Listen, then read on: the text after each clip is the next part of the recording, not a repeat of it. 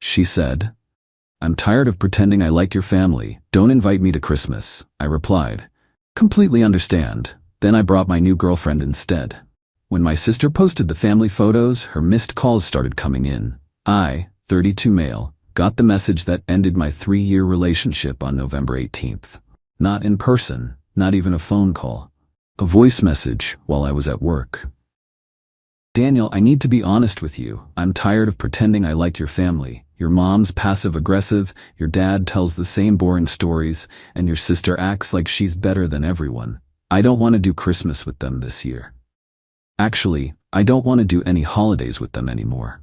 If you want to keep dating, fine, but don't invite me to family stuff."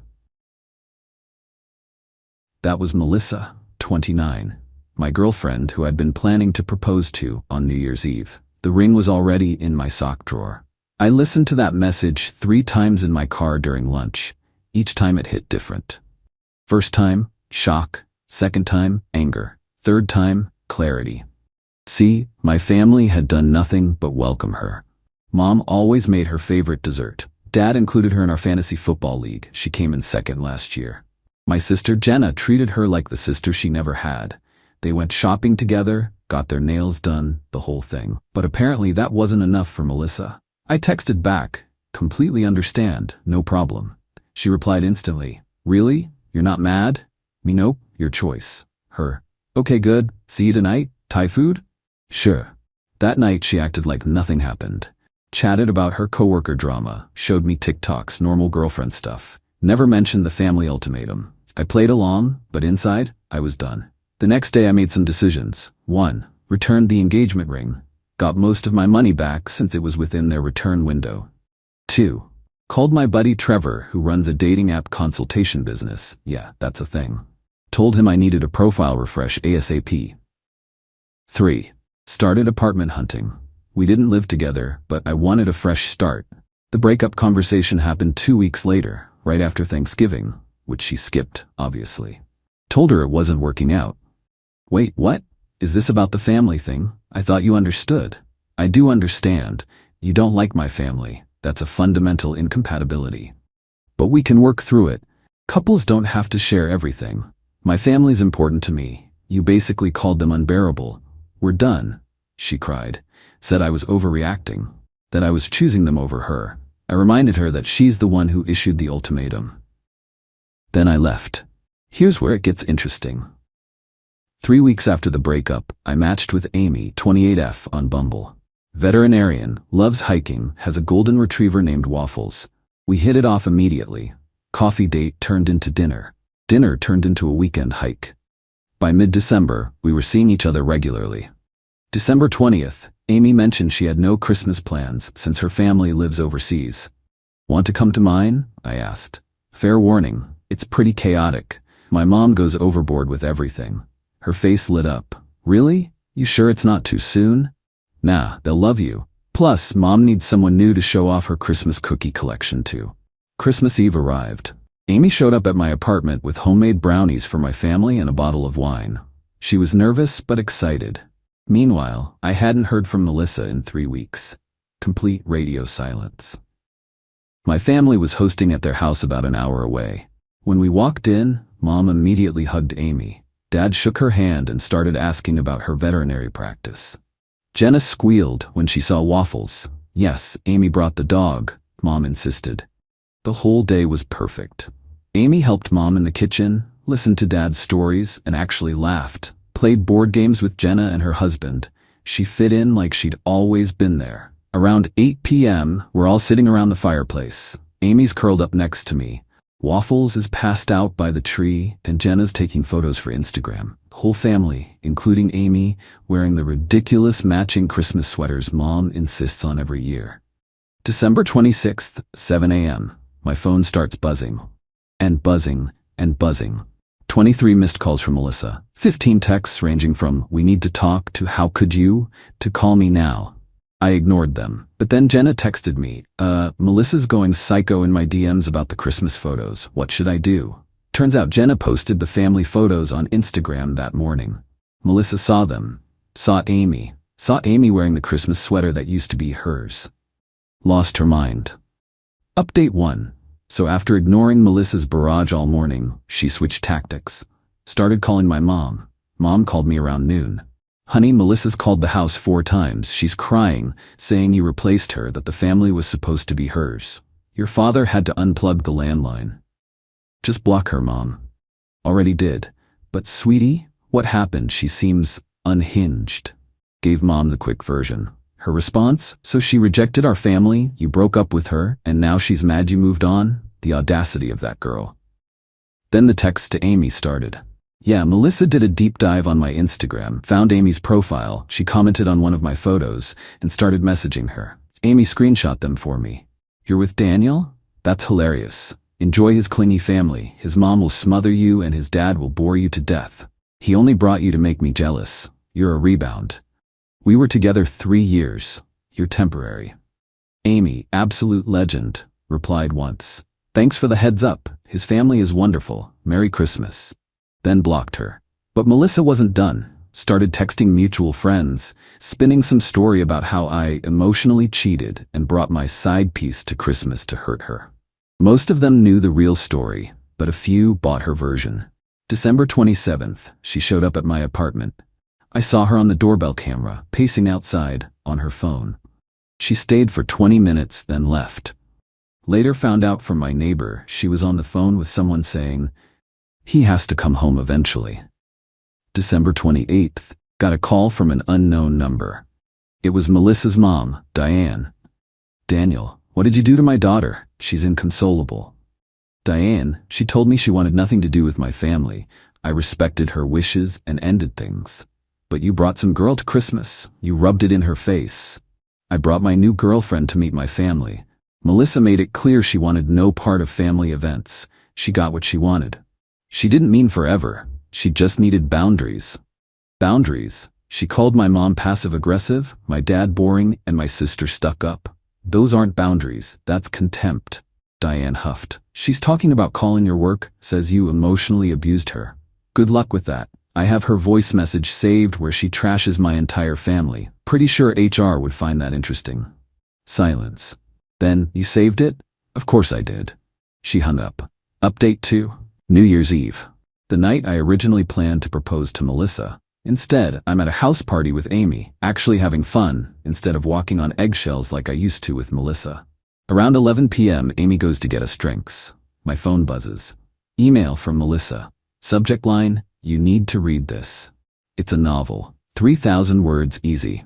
Some highlights. She tested me with the family ultimatum to see if I'd choose her. She expected me to fight for the relationship. Amy is clearly a downgrade. She stalked Amy's LinkedIn. I'm having a midlife crisis. I'm 32.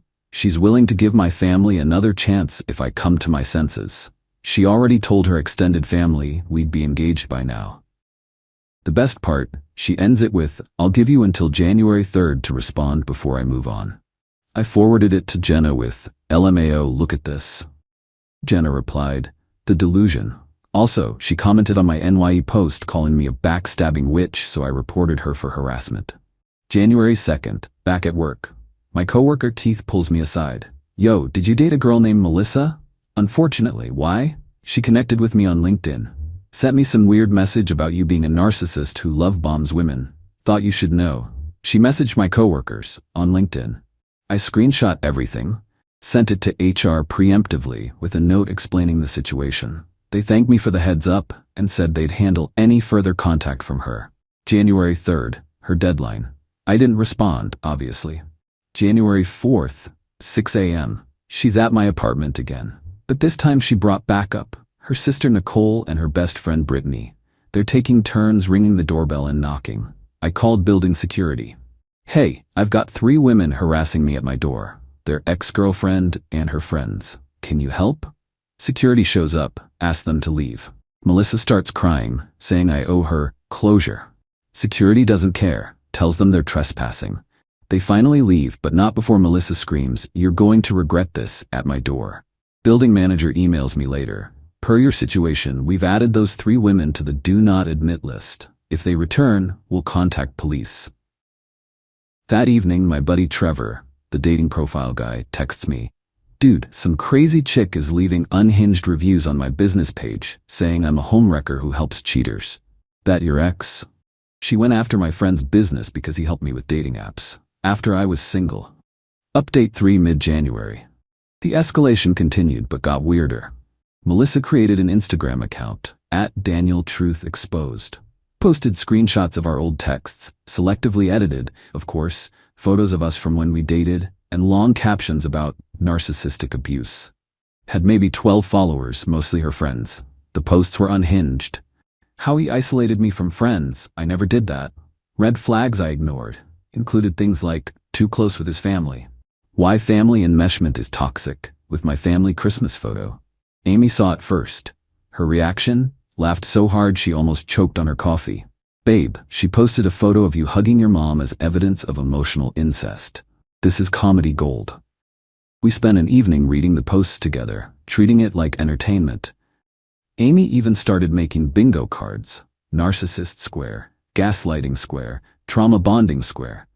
We'd take a drink every time she used therapy speak incorrectly. But then she crossed a line. She posted a photo of Amy from her veterinary clinic's website with the caption, "The rebound who helps kill animals for a living seems fitting for someone dating an emotional killer." Amy's clinic started getting 1-star reviews, claiming she was heartless and abuses animals.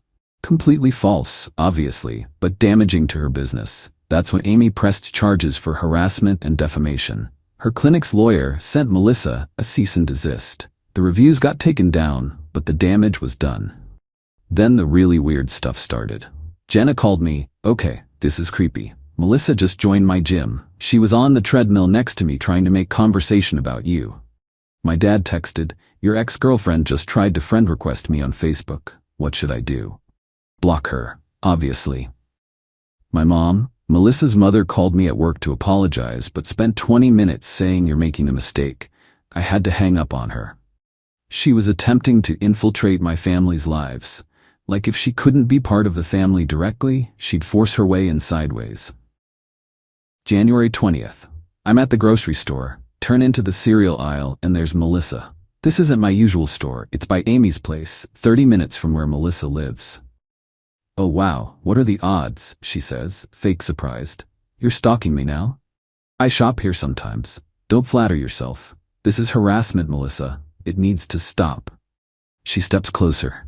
"You humiliated me. You brought some random girl to Christmas less than a month after we broke up. We broke up because you rejected my family. You made your choice. I wanted you to fight for me, to choose me. I did choose. I chose not to be with someone who openly despises the people I love. They're just your family. I was going to be your wife. Thank God that didn't happen." She actually gasped, like full melodrama. Then her face went cold. "You'll regret this. When she realizes what a mama's boy you are, when your precious family shows their true colors, you'll come crawling back." I'll take my chances. Security footage helped me get a restraining order the next week. Final update. It's been 6 months since Christmas. Here's where everyone ended up. The restraining order shut down most of Melissa's direct harassment. She violated it once in February, showed up at my mom's book club, got arrested, spent a night in jail. That seemed to finally get through to her. Her Instagram hate account got banned after multiple reports. She made another one, but it only lasted a week before that got banned too. The LinkedIn messages to my coworkers backfired spectacularly. Turns out one of them knew Melissa's boss. Word got back that she was spending work hours harassing her ex's professional contacts. She got put on a performance plan. Last I heard, she'd quit before they could fire her. Her mom, Diane, reached out once more in March, asking me to drop the restraining order because it was affecting Melissa's job prospects. I politely declined. She called me heartless. I was okay with that. The mutual friends who took her side initially started reaching out with apologies around April. Apparently, Melissa's victim narrative fell apart when she started dating someone new and immediately began complaining about his family too. Pattern recognized. Now the good stuff. Amy and I are still together. She's met my extended family at Easter, survived Mom's birthday party, and even helped Dad rebuild his deck. She sends my mom funny veterinary memes. They text more than we do. Jenna and Amy became legitimate friends. They have a monthly brunch thing that I'm explicitly not invited to. I'm pretty sure they talk about me, but I'm afraid to ask. Plot twist. My mom ran into Diane at the mall in May. Diane apologized for everything. Apparently, Melissa was now dating some guy named Brad and had given his family an ultimatum about their toxic positivity after dating for 2 months. Diane finally realized the problem wasn't my family. The best part?